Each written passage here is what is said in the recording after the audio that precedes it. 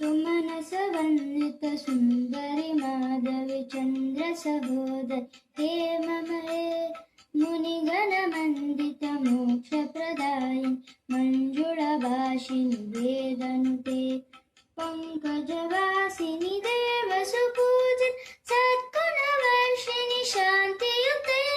जय जय हे मधुसूदनकामिनि आदिलक्ष्मि जय पालय माम् आदिलक्ष्मि जय पालय माम्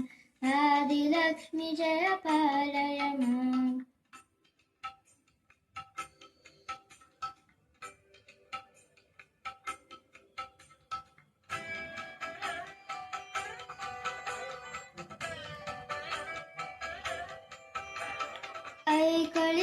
ऐकळिकल्मषनाशिनि कामिनि वैदिकरूपिणि वेदमये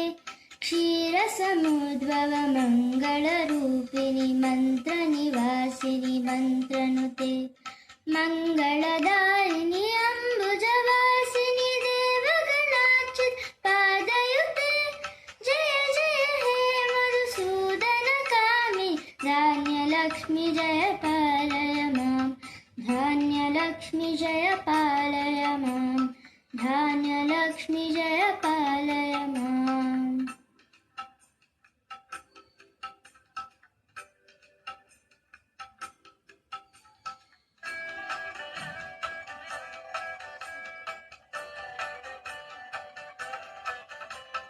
जय वरवर्णिनि वैष्णवि भार्गवि मन्त्रस्वरूपिणि मन्त्रमये सुरगणपूजित शीघ्रफलप्रद जनन विकासिनि शास्त्रनुते भवभयहारिणि पापविमोचनि साधुजनार्चित पादयुते जय जय हे मधुसूदनकामिनि धैर्यलक्ष्मि जय पालय माम् धैर्यलक्ष्मि जय पालय माम् धैर्यलक्ष्मि जय पालय माम्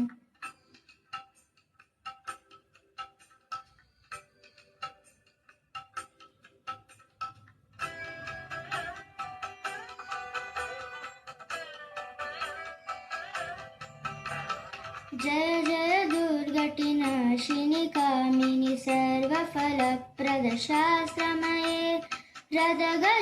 रदगजदुर्गपदाटि समावृत परिजनवन्दित लोकनुते हरिहर ब्रह्म सुपूजित सेवित तापनिवारिणि पादयुते